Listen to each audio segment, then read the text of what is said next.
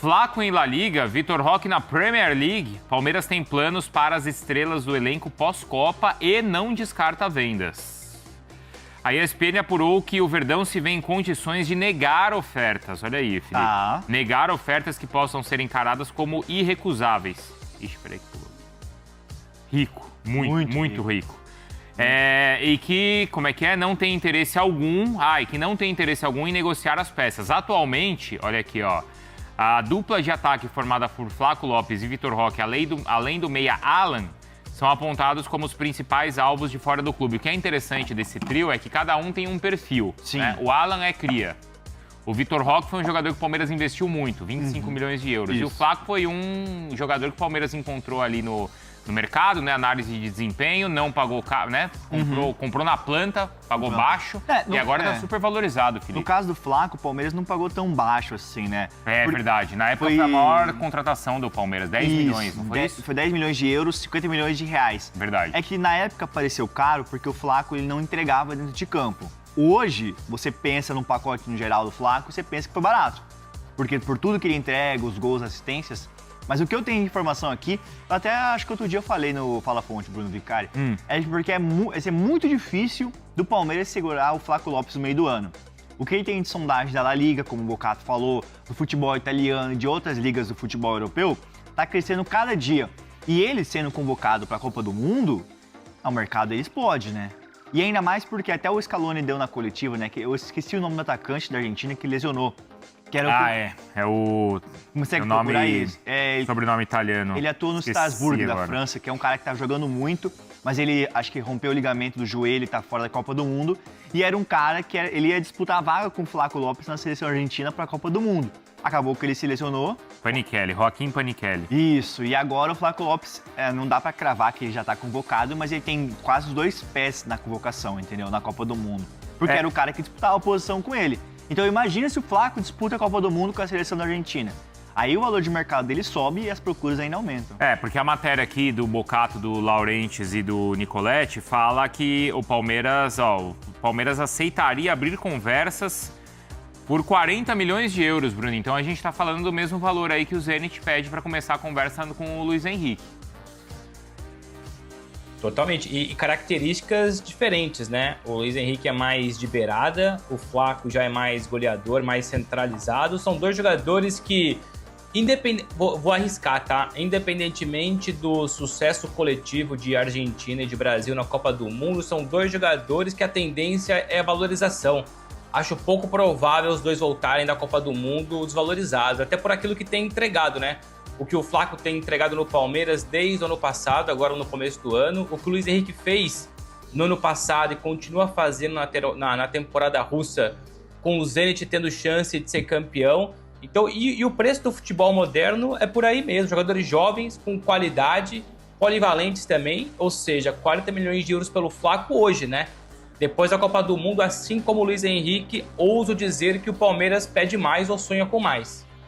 Principalmente se tiver esse desempenho na Copa. A mesma questão do Luiz Henrique, como o Bruno estava falando, Felipe. Até porque o Luiz Henrique ele já tem passagem pelo futebol europeu, né? Passou pelo Betis. E tá no Zenit, que é um mercado que é uma porta de entrada para outros clubes maiores, né? E eu acho que ele tem muita bola, sim. Vale lembrar que pela seleção brasileira, o Luiz Henrique ele foi muito bem contra o Chile. Então, recorrente as partidas que ele vem bem com a seleção brasileira. Não é que nem, por exemplo, a gente fala do João Pedro, que é um baita jogador pelo Chelsea, mas com a seleção brasileira ainda tá devendo. O Luiz Henrique, toda vez que ele foi acionado, ele foi bem, não foi? Foi, eu também acho. E vamos ver se deve ser titular hoje, né? Também com a contusão do Rafinha. A matéria ainda fala do Alan também, tá? Então avaliado o Palmeiras. E aí vocês trouxeram essas informações aqui, o Hernan trouxe aqui pra gente, que o Palmeiras chegou a recusar a proposta de 35 milhões de euros. Do Napoli. Do Napoli pelo jogador. Isso, exatamente. É outro também super valorizado.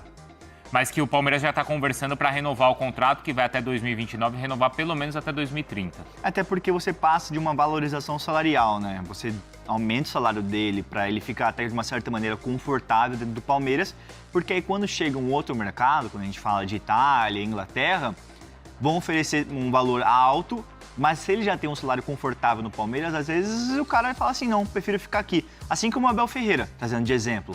O Abel, ele ganha no Palmeiras o que ele não ganharia no futebol europeu. Então por que às vezes você deixaria de trocar sei lá, um Palmeiras por um Tottenham, como toda hora o Abel tem o nome ligado, num time que tá brigando pra não cair e tudo mais, e um salário inferior. Tudo bem que é uma janela boa, trabalhar na Premier League, mas às vezes não compensa pro técnico, que na minha visão é o caso do Abel.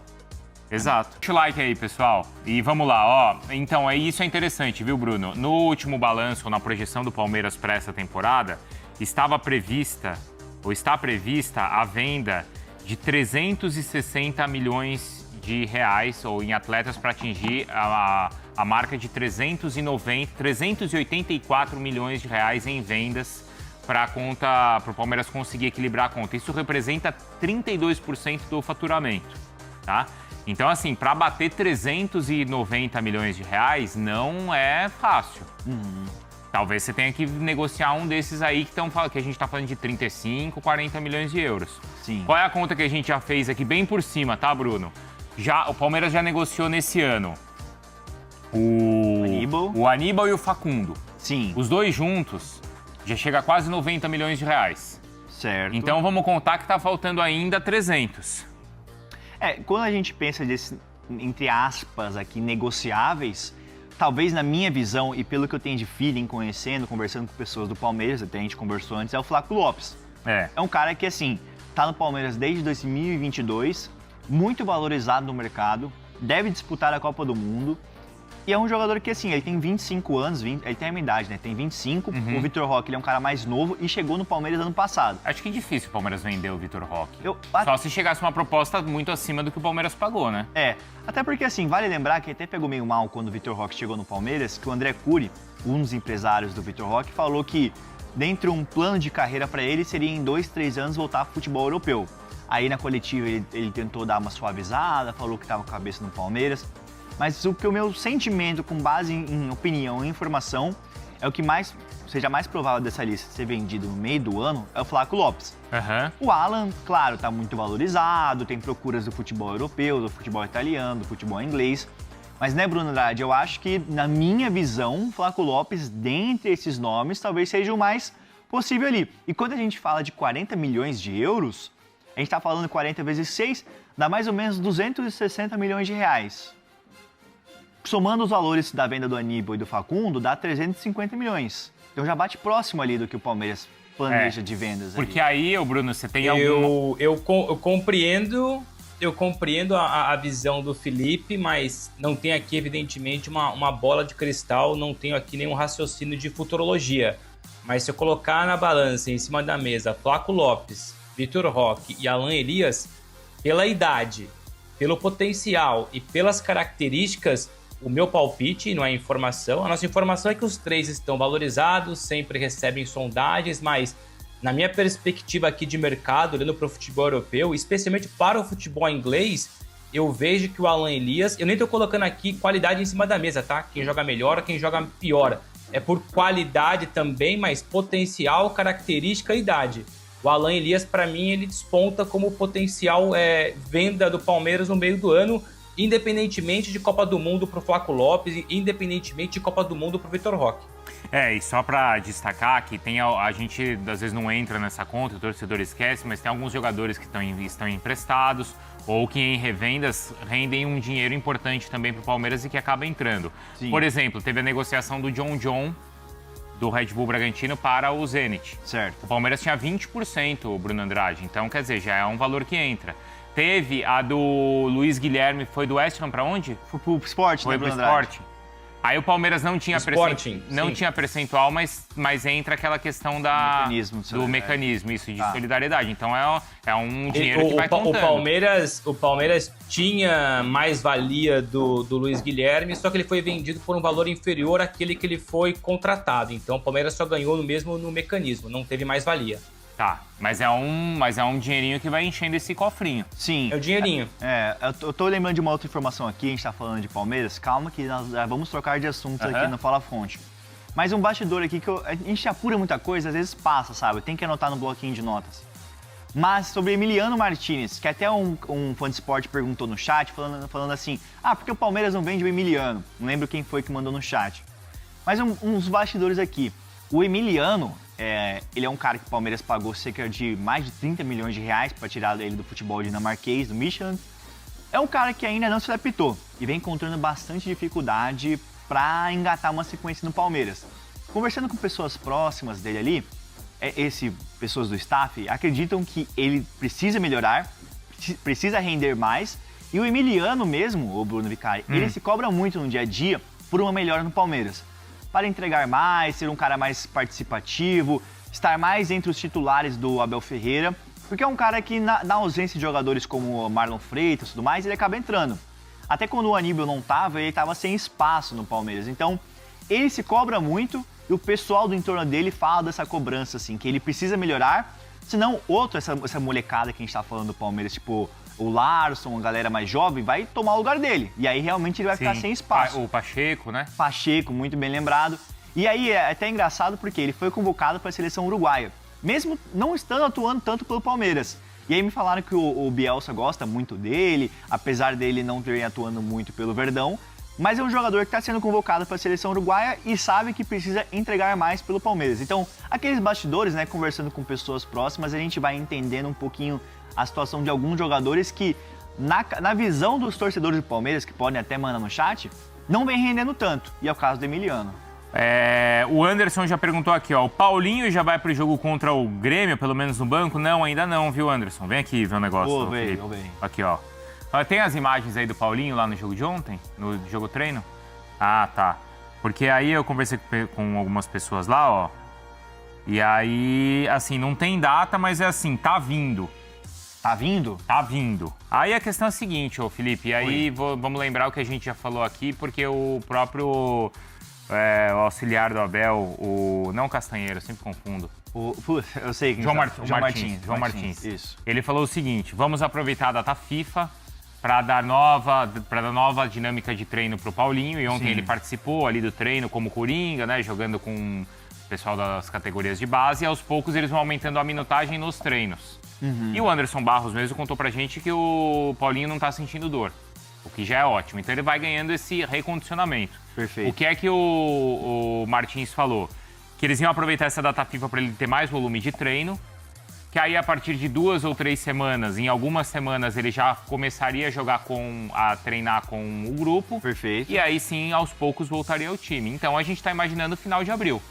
Cara, mas é um tempo ainda, né? Um mês. É que a gente fala do Paulinho, ele falou que ele tá fazendo esse processo de transição, né? E tem que tomar muito cuidado, porque o Palmeiras, ano passado, foi se falado muitas datas. Não sei se você lembra. O Paulinho volta em outubro. Não, ele volta para jogar a final da Libertadores. Foi. Aí não, ele volta pro início do Paulistão. E aí foi só adiando esse prazo, foi vendendo um prazo que ele ia voltar e não aconteceu. E agora tem que Mas a gente sempre falou aqui que não tinha essa história. Tinha essa história. Mas o Paulinho, ele é um cara que teve uma lesão muito grave, que até no Mundial de Clube só conseguia atuar 30 minutos por jogo, né? E foi bem no Mundial. Foi bem, você vê como ele é um cara que faz jogou, diferença. O pouco que jogou. O pouco que jogou, e é um cara que, pelo que a gente tá esperando assim, deve voltar em abril. Se vocês não viram, vale muito ver a entrevista do Anderson Barros, que tá aqui no YouTube da ESPN Brasil e no Disney Plus. Sim. E ele fala que existiu ali a conversa com o Paulinho, o Palmeiras sabia da condição clínica do Paulinho.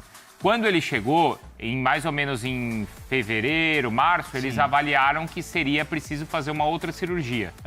Né, para usar um método ali de recuperação diferente. E aí o que o Palmeiras pensou? Vamos segurar isso para depois do Mundial.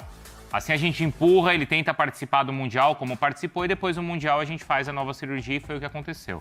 Então é coisa aí para meio desse mês de abril, final do mês de abril. Até o que o Palmeiras estava estipulando é que até a parada da Copa do Mundo, o Paulinho tivesse 100%. Na verdade, depois da Copa do Mundo, corrigindo a informação, depois da Copa do Mundo, o Paulinho tivesse 100% da condição física para atuar pelo Palmeiras. Depois da Copa do Mundo, isso a gente está falando aqui. O Bruno Vicari traz a informação que em abril ele deve voltar. Ele não vai voltar 100%, talvez volte 40%, 50%. E aí ele vai retomar ritmo de jogo, até a Copa do Mundo vai ter a pausa, ele vai descansar, e aí a expectativa é que ele volte 100%. Foi uma lesão grave. Não dá pra pular etapas ou queimar um jogador que foi importante. O Palmeiras pagou mais de 150 milhões de reais. Foi uma grana, né? Foi uma grana. Ah, tá na descrição aqui, ó. No chat tem o link ali, se vocês quiserem ver, tá? A entrevista lá com o lá Anderson no Barros. cantinho ali. Vamos falar do Cruzeiro também? Como é que Vamos. estamos aí de like? Ou ficou faltando alguma coisa do Palmeiras, não? Minha família fica mais aí com aquele giro de notícias importantes, inclusive e atualizado do maior clube do Brasil, né? A gente tá falando realmente do Palmeiras. Peço humildemente pra você chegar aqui dando like, se inscreva no canal, ativa também o sininho das notificações pra não perder nenhum conteúdo quando a gente postar vídeo novo por aqui. A gente vai encerrando a nossa edição, nosso vídeo por aqui. Um grande abraço pra você e até o próximo vídeo. Vamos que vamos, porque a gente não pode parar de perder o som, que é muito importante aqui, não é verdade? Então, rapaziada, muito obrigado por tudo e até o próximo vídeo. Fui!